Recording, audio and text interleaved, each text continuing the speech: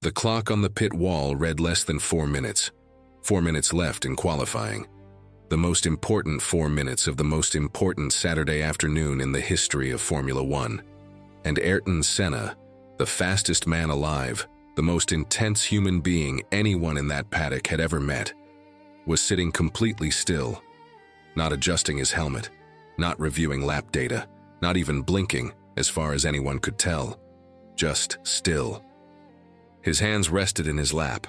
His eyes were closed. The McLaren MP4, the most dominant racing machine ever built, a car so fast it would win 15 of the 16 races that season, sat cold and silent in the Monaco garage. The engine was off. The tires were cooling. And somewhere behind those closed eyelids, Ayrton Senna was not in Monaco at all. Steve Nichols, his race engineer, leaned in. "Ayrton, we need to go." Nothing. "Ayrton." A slow breath. Still nothing. A few mechanics exchanged glances, the kind of look that passes between men who have no idea what to do next. Someone almost smiled. Someone almost laughed. Because what else do you do when the greatest driver in the world is sitting motionless in a 200-mile-per-hour car, 4 minutes before the session ends, looking like he's fallen asleep in church? Then Ayrton gave the signal. "Start the engine." The mechanics moved. The engine fired.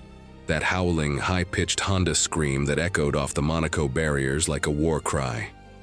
The car rolled forward, and then it stopped. Right there, in the pit lane, engine running. Senna completely still again. Nichols was nearly losing his mind. The timer was still running. If this story moves something in you, subscribe to the channel. We tell the stories they don't teach in classrooms. Hit the button. You won't regret it. It is May of 1988, and Formula One has never seen anything like the McLaren Honda MP4. Ron Dennis and his team at McLaren had spent the winter engineering what would become the most statistically dominant car in the sport's history. Honda had supplied a turbocharged 1.5-liter V6 engine producing somewhere between 800 and 1,000 horsepower. The exact figure was a closely guarded secret, and the number itself was almost irrelevant, because no other engine on the grid came close. Designer Gordon Murray had wrapped that engine in a sleek, low-profile chassis that hugged the road like a second skin. The car was, by every objective measure, a weapon. And McLaren had two weapons. Alain Prost, the reigning world champion, the clinical, methodical Frenchman they called the Professor, and Ayrton Senna, 28 years old, in his first season at the team, burning with the kind of ambition that doesn't ask permission. The tension between them was already electric. Prost was brilliant, measured. He drove with his mind, calculating fuel loads and tire degradation and race strategy like a chess grandmaster. He was, by every conventional standard, the best driver in the world. And then there was Senna.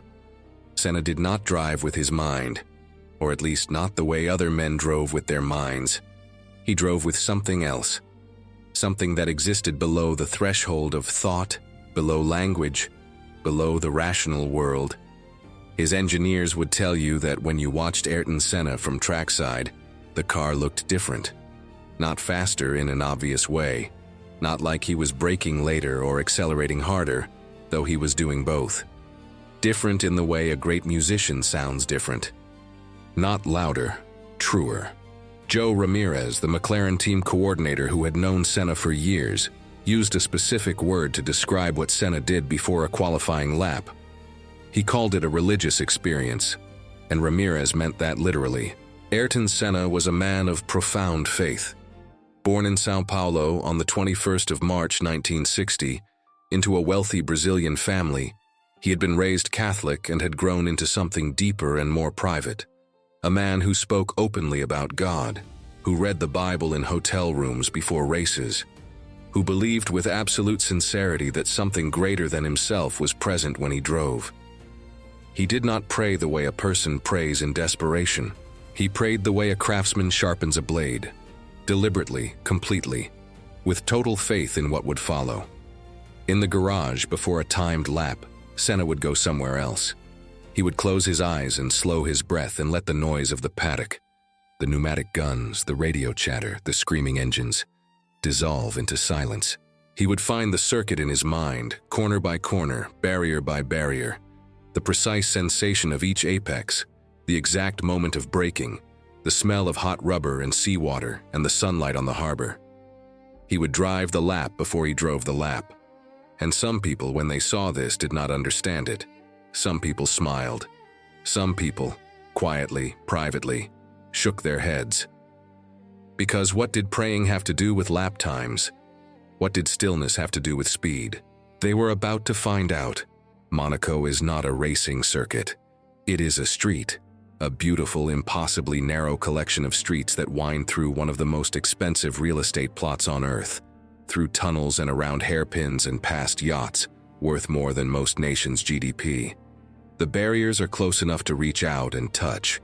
There is no room for error. There is, in fact, barely room for the car itself. Every other circuit on the Formula One calendar allows a driver to search for the limit across multiple attempts, across multiple lines, across the entire width of the asphalt. Monaco does not offer this luxury. At Monaco, there is one line. Exactly one. A millimeter to the left of it and you touch the barrier. A millimeter to the right and you lose 1/10 of a second you cannot afford to lose. Monaco demands that a driver become the line, that the car and the circuit become the same object, moving in perfect, perpetual agreement. It is the place where Senna was most himself. He had already won at Monaco twice, in 1984 in one of the most extraordinary drives in the sport's history, charging through torrential rain in an underpowered Toleman, catching and nearly passing Alain Prost in the McLaren before race officials controversially stopped the race. He had won again in '87 in a Lotus. Monaco was not just a circuit to Senna, it was a conversation, a dialogue between himself and the road, between faith and physics, between the man and something he could not quite name but could absolutely feel.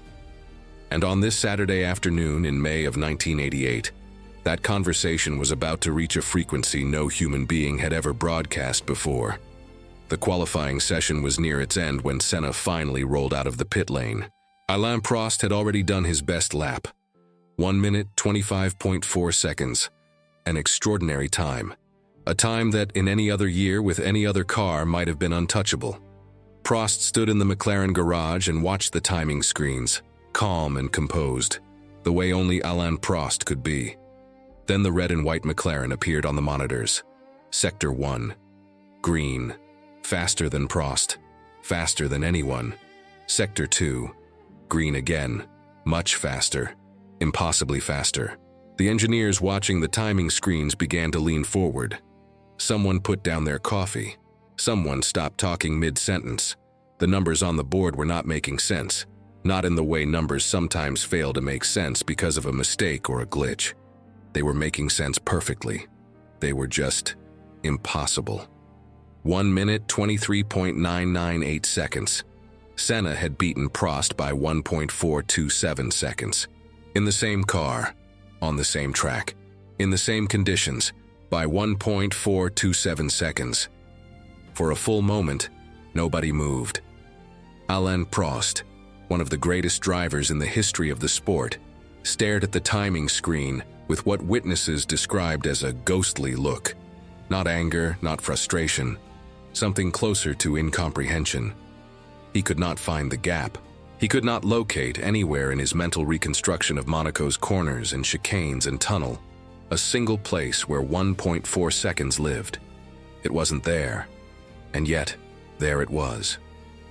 I remember a kind of ghostly look coming over Alain's face, Neil Oatley, the McLaren designer, would later say. He just couldn't understand how or where Ayrton's time had come from.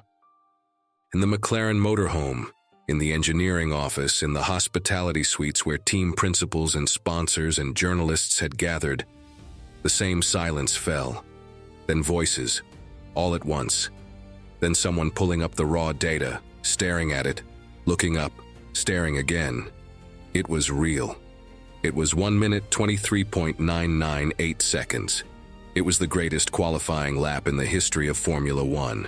And Ayrton Senna was driving slowly back to the pit lane. alone inside a silence that the rest of the world could not hear. He would tell the story himself later, in that careful, searching way he had, choosing each word, as if the words themselves might break under the weight of what he was describing. Suddenly, he said, I realized I was no longer driving consciously. He had been extending his lap, going faster with each sector, the numbers dropping below anything he had ever seen, below anything he had imagined was possible. And somewhere in that tunnel, that dark, screaming tunnel where the Monaco circuit disappears underground and the noise becomes a physical thing, something had shifted. The conscious mind, with all its calculation and strategy and fear, had stepped aside, and something else had taken the wheel. I was in a different dimension, he said, for me. And then it frightened him, because he could feel that he was beyond the reach of himself, that the gap between where he was and where anyone else could be was not a gap of preparation or talent or courage. It was something he could not explain and therefore could not control, and a man who cannot control something is a man in danger. He drove back to the pits, slowly. He did not go out again that day. He climbed out of the car and someone shook his hand. His hand was trembling. What those people in the garage witnessed that afternoon, the ones who had smiled at the stillness, the ones who had exchanged amused glances at the man sitting in prayer in a racing car, was not a trick or a trance or a quirk of personality. It was the visible surface of an invisible process, a preparation so total, so specific, so demanding of the whole self, that it looked to outsiders like nothing at all. Senna believed that God gave him the wheel. Not metaphorically, not as a comfort or a cliché. He believed it with the same certainty that he believed in the data his engineers showed him, the same certainty with which he felt the road through the steering column into his palms.